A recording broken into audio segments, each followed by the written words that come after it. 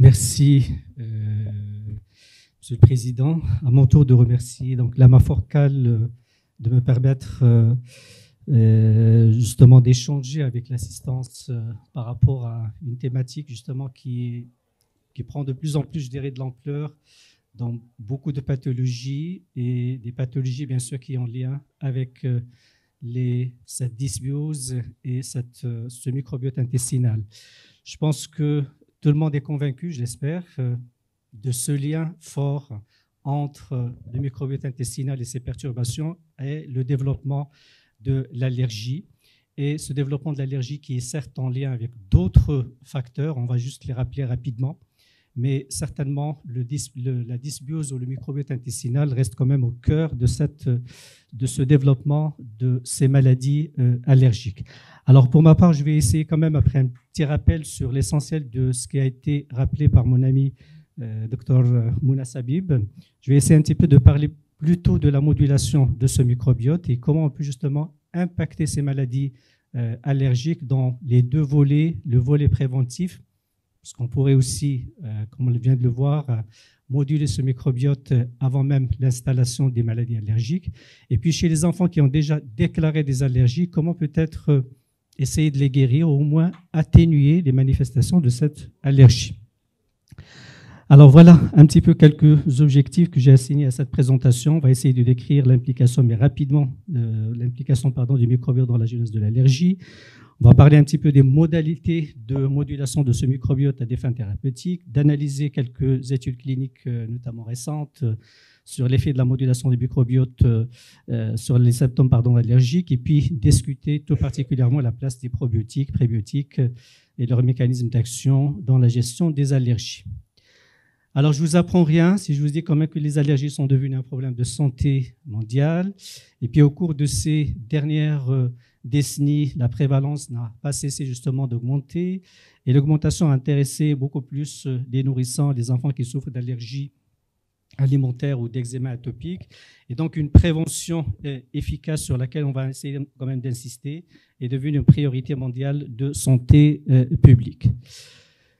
Vous le savez maintenant, la génétique ne peut expliquer à elle seule l'augmentation de la prévalence des maladies allergiques. Quand on fait de l'allergie, c'est qu'on est peut-être prédisposé à faire de l'allergie. On a des familles d'allergiques, ça vous le savez.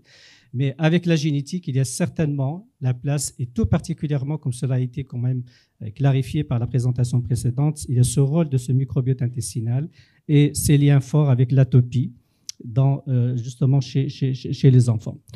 Professeur Mouna a rappelé le mécanisme, en tout cas par lequel le microbiote va impacter cette inflammation à l'origine, on va dire, des maladies allergiques, et le rôle tout particulièrement des acides gras à chaîne courte qui sont produits par le microbiote à partir notamment de fibres alimentaires, comme quoi l'alimentation impacte finalement ce microbiote intestinal, il peut moduler ce microbiote intestinal, et donc ce qui contribue à la protection contre l'allergie par modulation, pas uniquement au niveau intestinal, mais aussi à distance, c'est-à-dire ces acides gras à chaîne courte vont être quand même, on va les retrouver au niveau des poumons, au niveau de la peau, au niveau de différents organes et qui vont justement essayer à chaque fois de moduler cette réponse immunitaire.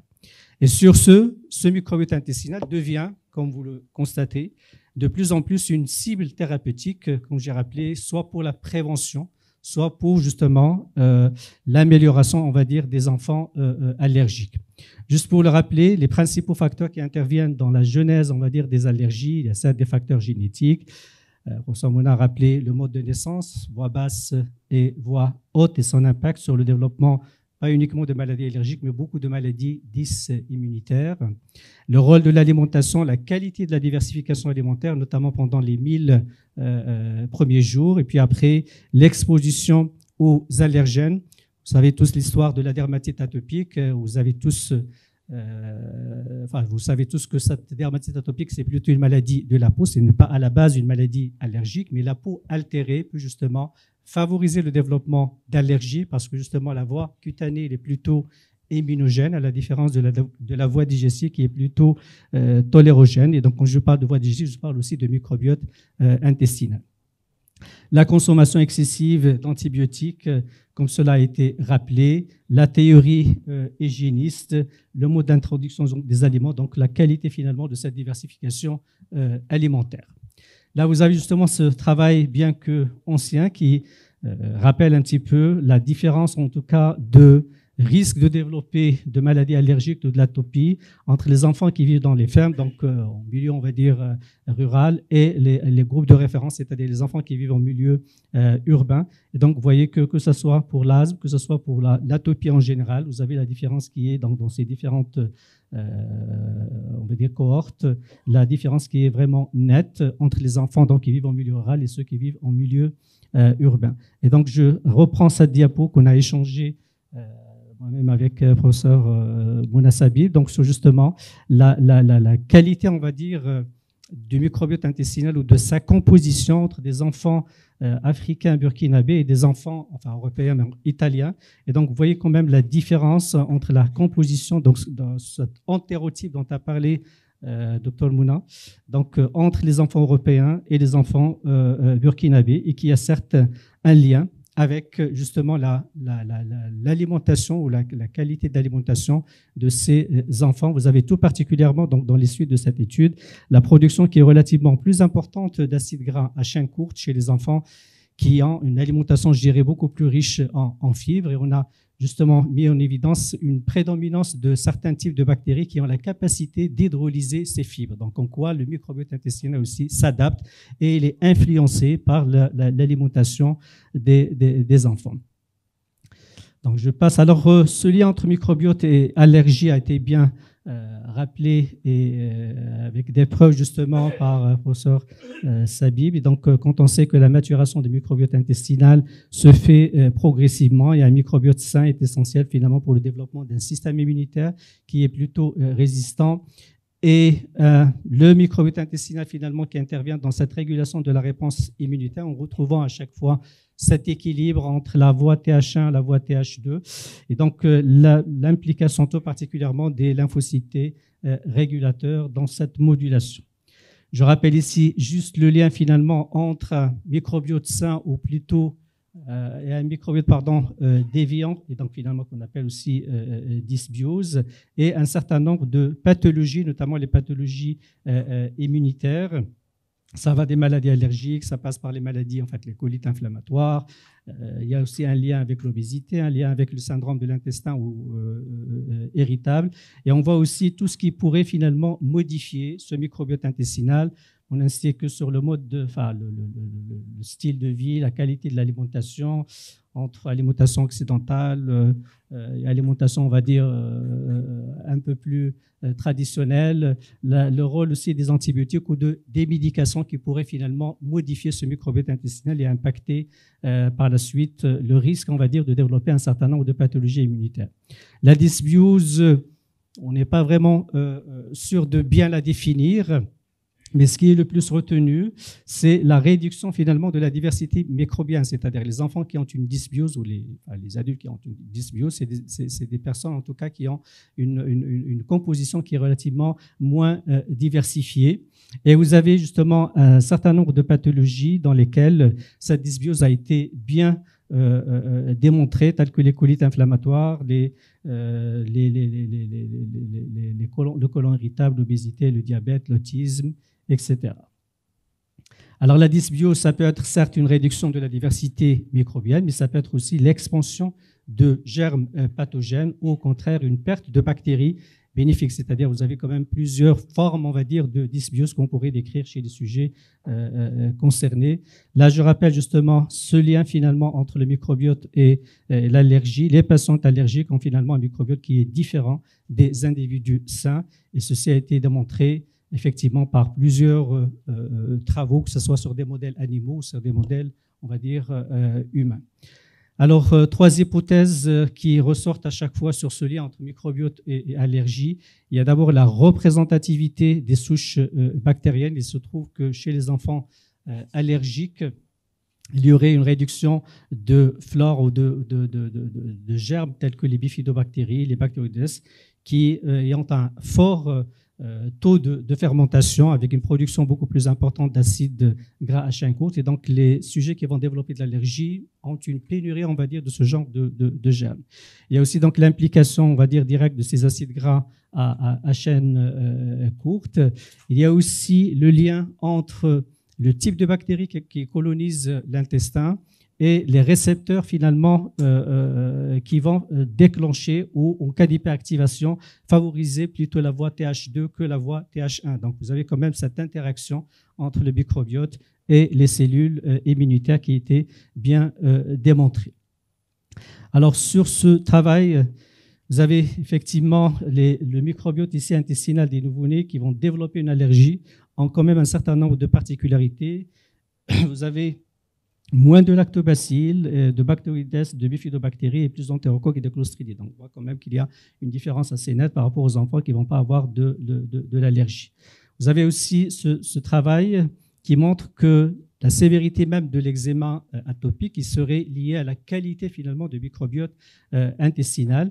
Et vous voyez quand même cette relation inverse entre la diversité microbienne et le score justement de sévérité de la dermatite atopique, plus le microbiote est diversifié, plus le score est relativement bas. Donc on fait moins d'inflammation et donc de poussée, on va dire, moins sévère. Et ça a aussi un lien avec la production tout particulièrement de l'acide butyrique. Les enfants qui produisent plus d'acide butyrique, donc d'acide gras à chaîne courte type acide butyrique, ils font des eczémas, on va dire, beaucoup moins sévères. Là aussi, un travail qu'a rappelé Dr Mounasabi par rapport justement à ce modèle murin. Donc, vous avez des souris qui sont en fait sensibilisées à l'ovalbumine et qui font de l'asthme, d'accord. Et on a analysé un petit peu leur microbiote et tout particulièrement la production des IgE spécifiques à l'ovalbumine. Et quand on voit justement les souris qui sont dépourvues de microbiote, les germ-free, en fait, les souris qui n'ont pas de microbiote, ils produisent beaucoup justement d'IgE spécifiques vis-à-vis de l'ovalbumine, c'est-à-dire qu'ils ont une réaction inflammatoire beaucoup plus importante. Alors, comparé justement à des germes, à des souris qui ont un microbiote relativement normal. Et ces mêmes bactéries qui n'ont pas de microbiotes, qui ont été dépourvus de leur microbiote initial, quand on essaie de les recoloniser par un microbiote sain, elles arrivent quand même à réduire cette réponse immunitaire, à réduire le taux des IgE spécifiques. Comme quoi, finalement, la modulation du microbiote a un impact direct sur l'inflammation.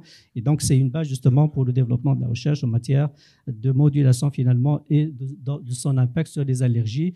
Chose qui est aussi observable sur le nombre d'éosinophiles produites par ces souris. Alors, les germ-free qui n'ont pas de microbiote, ils produisent beaucoup d'éosinophiles, donc ils ont une réaction inflammatoire importante comparé à des souris de référence. Et quand on recolonise la transplantation, on va dire, fécale indirectement, quand on recolonise ces bactéries qui n'avaient pas initialement de microbiote, on arrive à réduire finalement cette réaction inflammatoire et cette production d'éosinophiles. Alors, beaucoup d'autres travaux qui ont essayé un petit peu de voir ou d'essayer de perturber ce microbiote intestinal, notamment par l'administration d'antibiotiques. Là aussi, sur ce modèle de souris, ce modèle murin, un traitement par vancomycine va justement accentuer la réponse TH2. Quand je dis réponse TH2, c'est-à-dire finalement réaction allergique, production d'immunoglobulines, production en tout cas d'éosinophiles. Et vous voyez que la même chose pour les souris qui sont sensibilisées à l'ovalbumine et qui ont reçu en plus de la vancomycine, ils ont un taux d'éosinophiles et un taux d'IgE spécifique qui est beaucoup plus important par rapport à des souris, on va dire, standards qui n'ont pas reçu d'antibiothérapie, même si elles sont sensibilisées à l'ovalbumine. Et justement, dans la suite justement de ce travail, vous voyez quand même la différence de la composition de microbiote quand on a une sensibilisation avec en plus l'utilisation d'antibiotiques. C'est-à-dire qu'on va perturber complètement ce microbiote intestinal et vous avez une diversité qui est beaucoup moindre que celle des bactéries, des souris de référence, c'est-à-dire qui n'ont pas reçu finalement d'antibiotiques, donc on n'a pas touché finalement à leur microbiote intestinal. La même chose, un autre travail sur des modèles de souris qui sont sensibilisés à l'arachide. Et justement, quand on va utiliser des antibiotiques, la production d'IgE vis-à-vis de l'arachide va être beaucoup plus importante, avec une diversité bactérienne qui est beaucoup moindre quand on compare justement le microbiote intestinal des souris qui ont reçu des antibiotiques par rapport à celles qui n'ont pas reçu d'antibiotiques. Donc, même si on est sensibilisé, l'importance ou la sévérité de la réaction inflammatoire serait plus importante quand on va en plus ajouter des antibiotiques. Et donc finalement, on va perturber ce microbiote intestinal. Et vous voyez ici justement que ça passe par l'augmentation de l'IL-22 qui empêche le passage systémique de l'allergène. Donc, c'est-à-dire que chez les souris qui ont finalement reçu des antibiotiques, vous avez une production qui est relativement moindre de l'interleukine 22. Et vous voyez justement ces taux d'IgE qui est relativement beaucoup plus important quand on n'a pas quand on reçoit des antibiotiques chez des souris, donc ce modèle de sensibilisation à l'arachide, et que là aussi la recolonisation permet finalement de réduire la production d'IgE spécifiques et donc cette inflammation de type allergique. Alors, comment finalement moduler ce microbiote intestinal pour avoir un impact, que ce soit sur la prévention ou sur finalement l'atténuation, on va dire, des manifestations allergiques, voire même la guérison parfois de l'allergie. Alors, vous connaissez tous ces modulateurs de microbiote intestinal, tout particulièrement les probiotiques, mais aussi il y a les prébiotiques, il y a aussi les antibiotiques, ce qui est des antibiotiques dit justement impacter finalement ce microbiote intestinal. Et vous avez tous entendu parler de la transplantation fécale ou transplantation de microbiote fécal dans un certain nombre de pathologies qui auraient un lien avec la dysbiose. Il faut dire que, comme l'a rappelé Dr Mounassaoui tout à l'heure, la dysbiose est-elle une cause ou conséquence de la pathologie? Ça, on n'est pas toujours sûr, mais la dysbiose, elle est là pour un certain nombre de pathologies en fait inflammatoires ou de pathologies dysimmunitaires. Et donc, on est justement impatient d'aller voir si la modulation de ce microbiote intestinal pourrait finalement impacter ces pathologies dans lesquelles on va retrouver cette dysbiose, que la dysbiose soit cause ou conséquence de ces pathologies. Alors donc finalement, quand on parle de modalité de modulation de microbiote intestinal, ça peut être justement une destruction de ce microbiote pour espérer voir régénérer ce microbiote intestinal, donc l'utilisation éventuellement d'antibiotiques ou de bactériophages. Ça peut être aussi la restauration par l'instillation de probiotiques ou de prébiotiques, donc finalement les nutriments qui favoriseraient le développement de la bonne flore intestinale, ou cette transplantation fécale pour lesquelles on ne va pas parler pour ce qui est de l'allergie, parce que je n'ai pas finalement trouvé de travaux qui utilisent la transplantation fécale pour modifier les manifestations allergiques.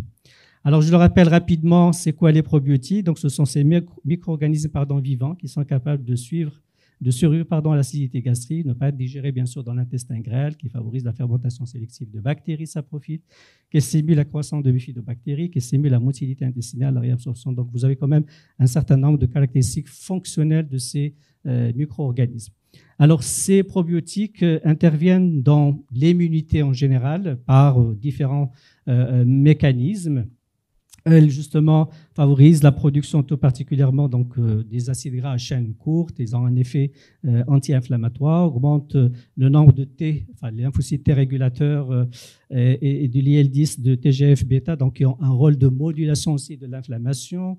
Elle augmente la production des IgA sécrétoires. Ils ont un effet justement sur la barrière intestinale, diminue la translocation bactériennes, réduisent un petit peu la production de TH2 et donc la voie finalement de l'allergie ou la voie de l'inflammation.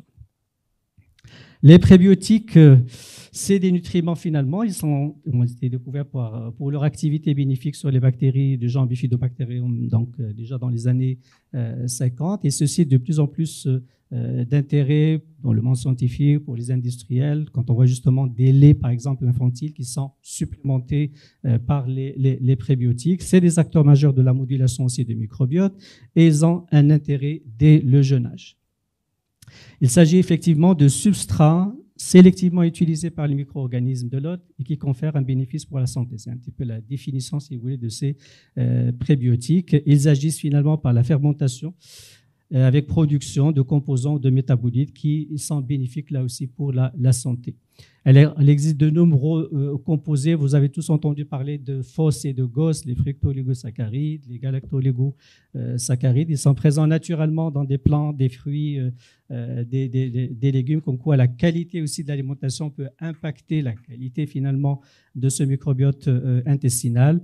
Certes, le lait maternel pour le nourrisson reste la référence en matière justement de qualité de prébiotiques. Et vous avez effectivement les oligosaccharides, donc ces prébiotiques, qui sont le troisième composant le plus répandu dans le lait maternel après le lactose et les lipides. Donc vous avez quand même un taux important de prébiotiques dans le lait maternel et vous imaginez un petit peu l'impact très positif sur le microbiote intestinal des enfants qui sont allaités au sein.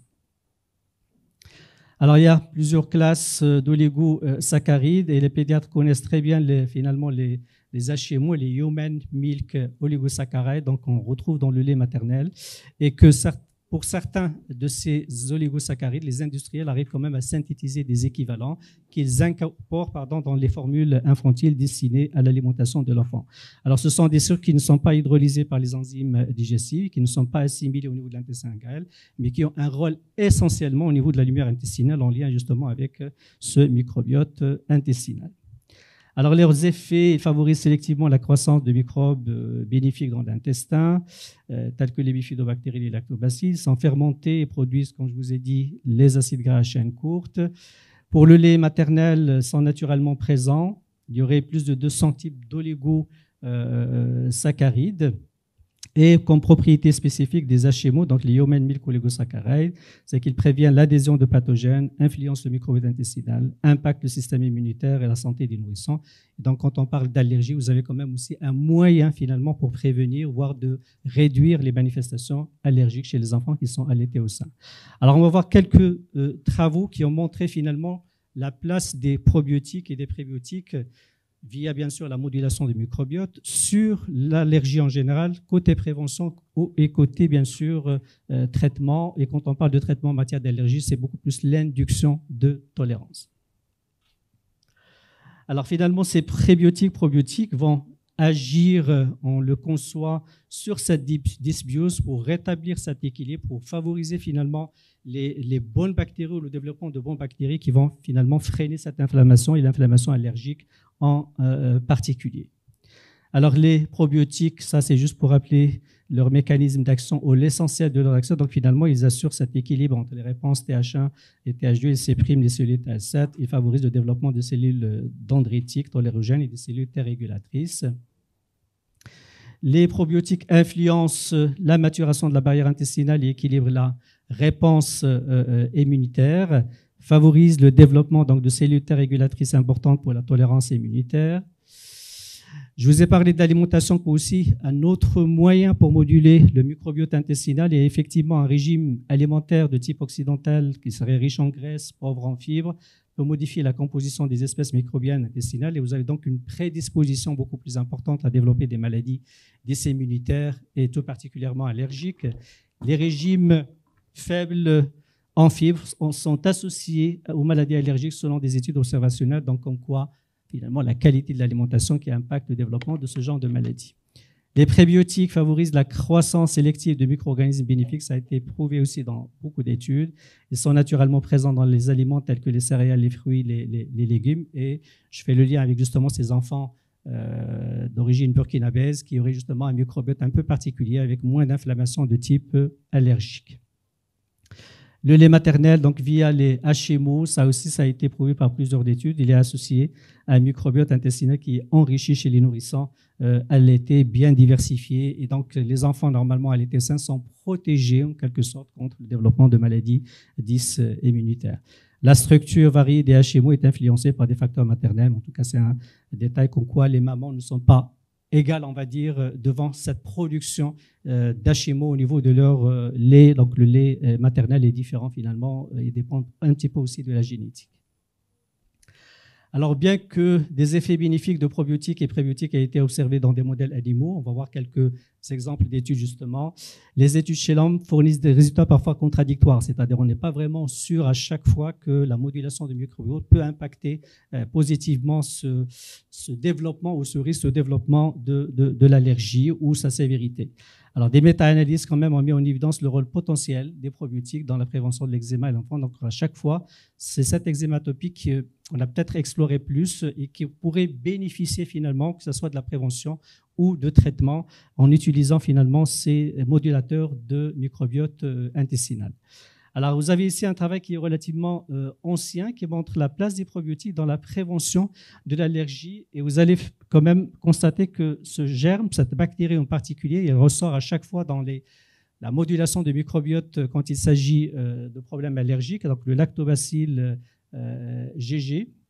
Et là, effectivement, on a remarqué que les enfants qui ont été supplémentés, on va dire, par cette bactérie auraient une incidence cumulée, enfin c'est les 2 premières années par rapport à la dermatite atopique, qui est beaucoup plus moindre. Comme quoi, le fait de proposer ce probiotique pourrait justement impacter positivement le microbiote intestinal et éviter finalement le développement de dermatite atopique. Là, vous avez justement une méta-analyse, juste pour la résumer. Donc, elle a inclus plusieurs études qui se sont intéressées à la prévention de maladies allergiques par l'utilisation des probiotiques. Et cette méta-analyse serait favorable à l'utilisation des probiotiques pour finalement prévenir les maladies allergiques en général. Une autre étude qui est quand même assez importante, qui a essayé d'évaluer le rôle des probiotiques sur la prévention de maladies allergiques de type IgE jusqu'à l'âge de 5 ans.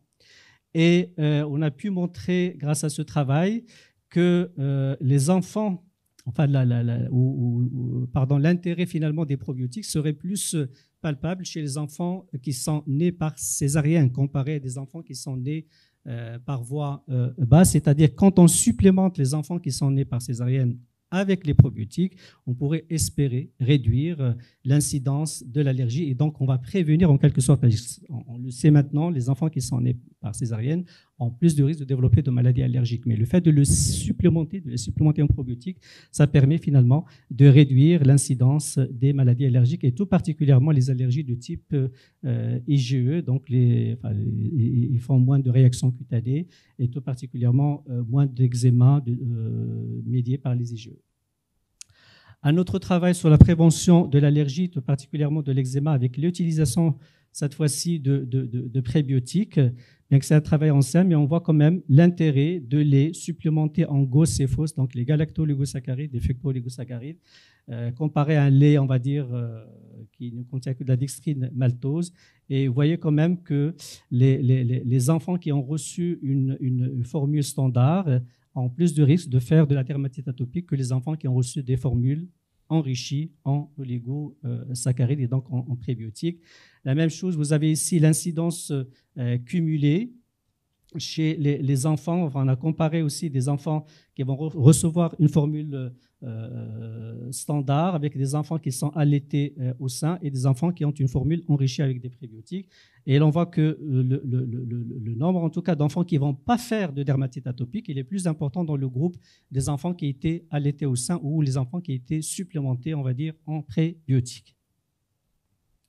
Et là, vous avez aussi l'impact des probiotiques sur l'incidence, on va dire, générale de toutes les maladies allergiques. Et là aussi, c'est un travail qui montre l'intérêt de l'utilisation des prébiotiques dans la prévention de l'allergie durant les 5 premières années de la vie. Alors, un travail plus récent qui a analysé aussi l'utilisation en période périnatale de probiotiques, prébiotiques et symbiotiques et leur place justement dans la prévention de maladies allergiques.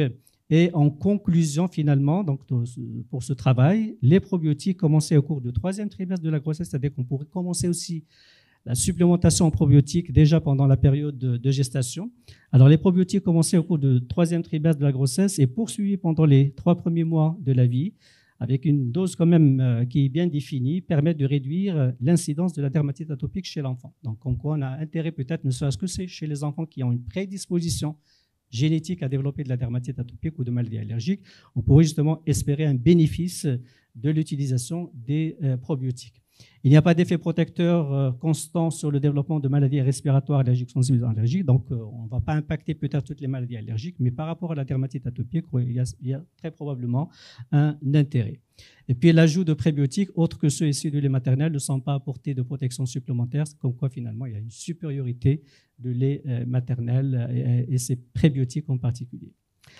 Alors les probiotiques ont été aussi utilisés pour apparemment le traitement, c'est-à-dire on va essayer de moduler ce microbiote chez des enfants qui ont déjà de l'allergie et espérer soit guérir ces enfants, soit réduire l'intensité des manifestations allergiques. Il y a un travail, bien que ancien, qui montre l'intérêt justement de la supplémentation en bifidobactéries B12 ou en lactobacilles GG, d'une part justement sur la sévérité de la dermatite atopique après une supplémentation de 2 mois. Vous voyez quand même la différence, elle est nettement visible entre les enfants qui ont reçu cette supplémentation par rapport aux enfants qui n'en ont pas reçu. Et puis vous avez ce travail intéressant de l'accélération de l'acquisition de la tolérance. Vous le savez tous, pour ce qui est de l'allergie au lait de vache, c'est une allergie pour la plupart des enfants qui est transitoire.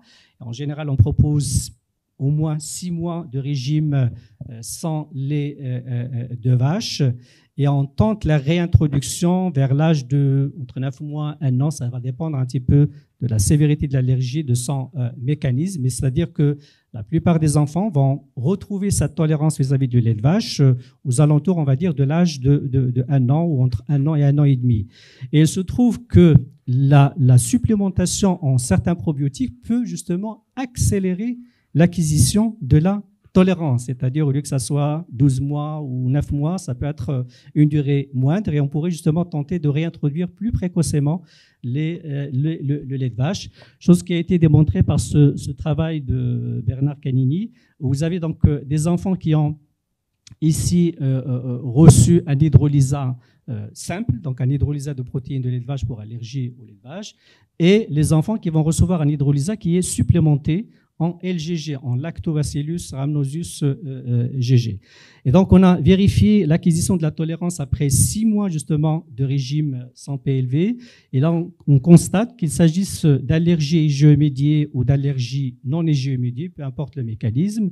Le fait d'ajouter finalement de LGG, ça va augmenter le nombre d'enfants qui vont acquérir la tolérance, on va dire, plus rapidement. La même chose à 12 mois, on voit que la différence elle est relativement nette, enfin elle est bien nette, comme quoi finalement le LGG peut accélérer l'acquisition de la tolérance, donc il permet en quelque sorte de guérir l'allergie, si on ose parler de guérison d'allergie. On a même comparé dans un autre travail du même auteur, les enfants qui vont recevoir une formule d'hydrolysat de PLV supplémentée avec LGG, avec des enfants qui vont recevoir les autres formules qu'on propose d'habitude pour les enfants allergiques, qu'il s'agisse d'hydrolysat simple ou d'hydrolysat de riz ou de lait à base de protéines de soja ou de lait à base d'acides aminés. Certes, on va éviter les protéines de lait de vache et donc on va guérir l'allergie, en quelque sorte, les manifestations allergiques, mais le fait de proposer un lait qui est en plus supplémenté en LGG, vous avez donc une acquisition de la tolérance qui est beaucoup plus rapide que chez les enfants qui vont recevoir un hydrolysat simple ou même une formule à base d'acides aminés ou là les autres alternatives, on va dire, pour les enfants allergiques au lait de vache. Là, vous avez un autre travail qui va aussi dans le sens de l'intérêt éventuellement des probiotiques dans le traitement carrément de l'allergie chez les patients allergiques. Pour vous donner juste la conclusion, alors les preuves disponibles montrent une certitude modérée que l'utilisation de probiotiques peut soulager les symptômes des enfants allergiques au lait de vache. Donc, nous avons quand même au moins un impact sur la sévérité, on va dire, des symptômes. Bon, il y a une faible certitude que les probiotiques peuvent induire une tolérance chez les enfants allergiques, d'après justement cette étude. Mais bon, d'autres études certainement sont nécessaires pour pouvoir finalement trancher et démontrer ce rôle des probiotiques. Et l'administration tout particulièrement de cette bactérie, de Lactobacillus GG, accélère très probablement, selon ce travail, l'acquisition de la tolérance chez les nourrissons qui sont allergiques aux protéines de lait de vache. Donc, il y a toujours intérêt probablement à supplémenter peut-être ces enfants pour accélérer l'acquisition de la tolérance. Un autre travail assez intéressant sur les enfants qui bénéficient, enfin, vous le savez certainement, pour ce qui est de l'induction de tolérance, On la propose chez les enfants qui ont des allergies qui ont tendance à persister. L'idée est de finalement soit guérir l'allergie, soit augmenter ce qu'on appelle la dose réactogène. Donc la dose à partir de laquelle l'enfant réagit justement à l'ingestion de l'aliment. Et là, vous avez justement un travail chez des enfants qui ont bénéficié de cette induction de tolérance vis-à-vis de l'arachide. Et on a fait deux groupes. Un groupe qui va suivre l'induction de tolérance classique et un autre groupe qui va être en plus supplémenté par des probiotiques. Et il paraît finalement que les enfants qui ont bénéficié de cette immunothérapie vis-à-vis de l'arachide et qui ont en plus reçu des probiotiques auraient tendance justement à pérenniser leur tolérance. Parce que le souci avec l'arachide en particulier, à la différence des autres aliments, c'est qu'on ne le consomme pas tous les jours. Les enfants peuvent sauter leur prise quotidienne qui est recommandée pour maintenir la tolérance. Alors, s'ils ne prennent pas régulièrement l'arachide, tous les jours quelques cacahuètes, ils risquent de perdre le bénéfice justement de l'induction de tolérance. Mais le fait de le supplémenter en probiotiques, ça aide à maintenir cette tolérance, même s'ils ne prennent pas quotidiennement, on va dire, cet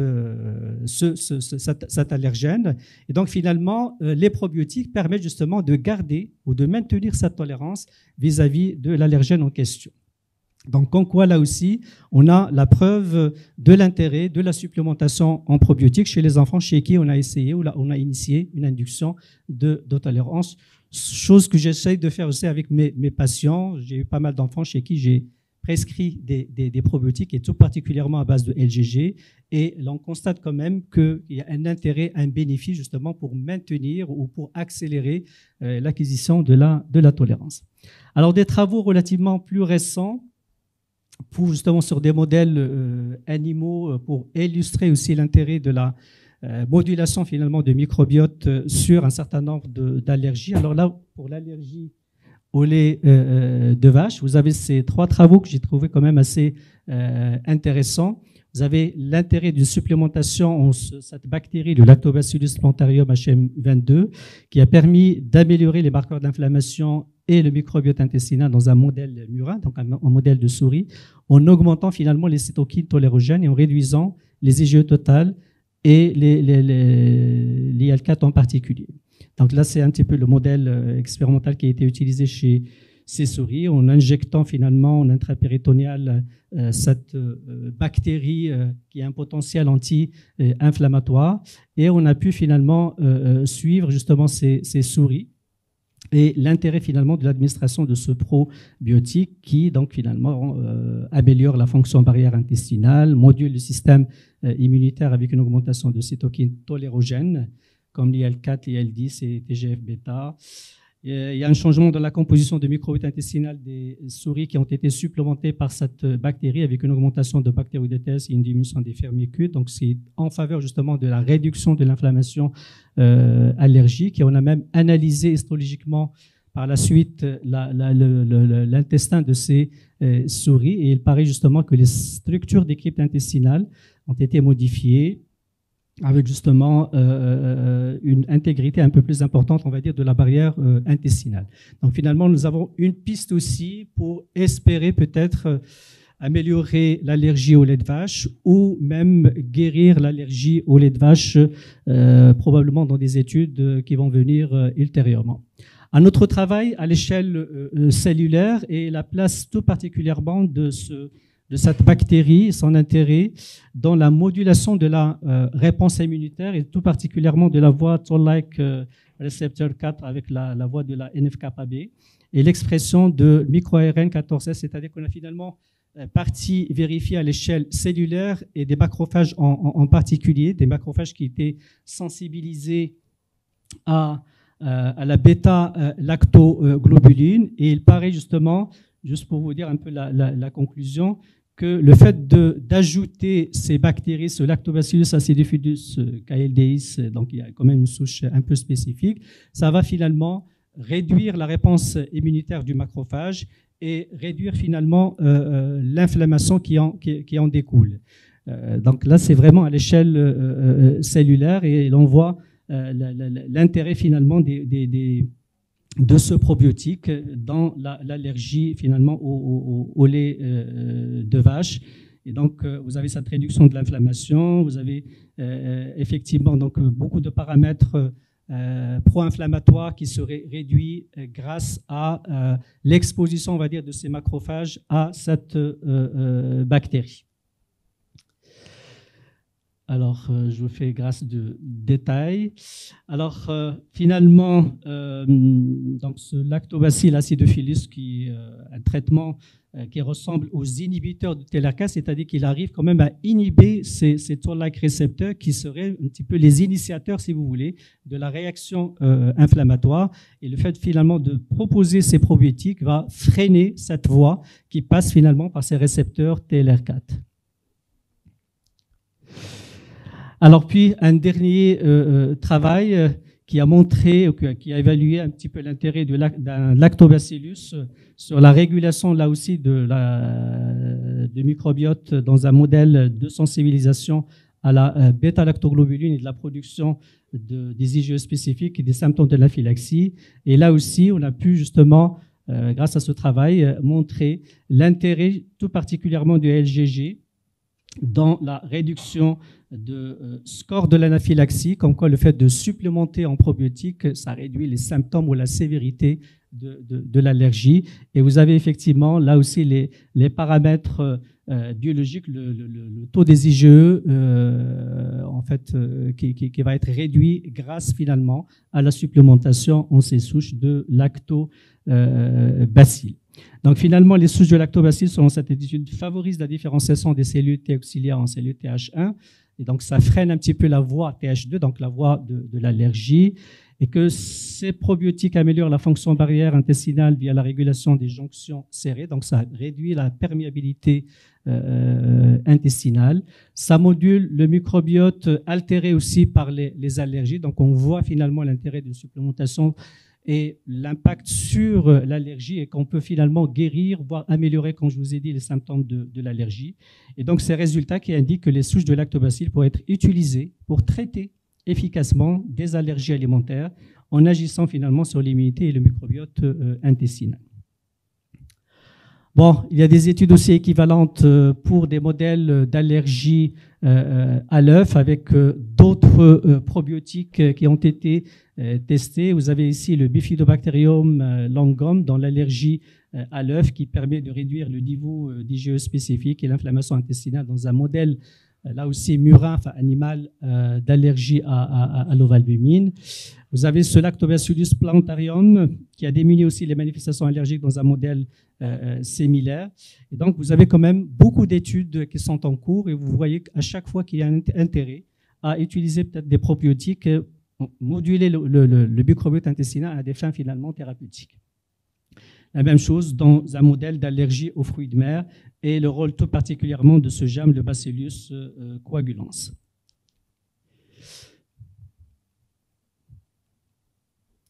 Alors, je dirais pour conclure qu'il n'y a pas vraiment de recommandations internationales pour l'utilisation des préprobiotiques dans l'allergie, mais il y a beaucoup de travaux, beaucoup d'essais, donc justement dans ce sens. Et l'on voit à chaque fois qu'il y a intérêt à moduler le microbiote, intérêt à supplémenter en pro et prébiotiques, qu'il y a certains rôles préventifs potentiels chez les groupes à risque, notamment les enfants qui sont nés par césarienne. Donc, il faut peut-être encourager la prescription de probiotiques chez les enfants qui sont nés par césarienne. On pourrait espérer réduire le risque de développer de l'allergie par la suite.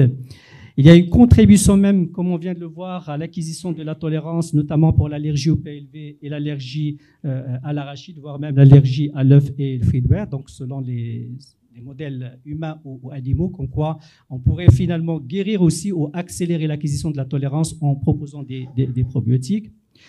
Il y a donc ce rôle crucial finalement, juste pour synthétiser, du microbiote qui joue un rôle déterminant finalement dans la maturation et la fonction du système immunitaire. En matière de prévention des allergies, la modulation du microbiote par des probiotiques, prébiotiques, symbiotiques montre un potentiel qui est prometteur pour la prévention primaire des allergies, notamment, comme je vous ai dit, en renforçant les barrières intestinales et immunitaires.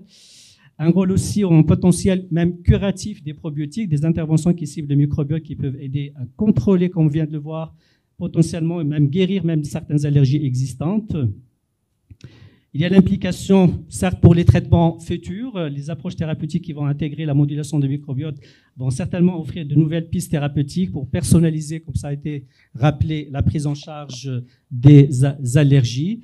Et il est donc finalement essentiel de poursuivre les recherches pour optimiser les formulations produits, c'est-à-dire qu'on n'a pas on va dire de recettes à proposer pour tous les enfants allergiques, pour n'importe quel type d'allergie, mais on a quand même des prémices, on va dire, pour le développement probablement de stratégies, on va dire, futures qui pourraient accélérer l'acquisition de la tolérance, qui pourraient améliorer les symptômes chez les enfants allergiques, voire même guérir certaines allergies.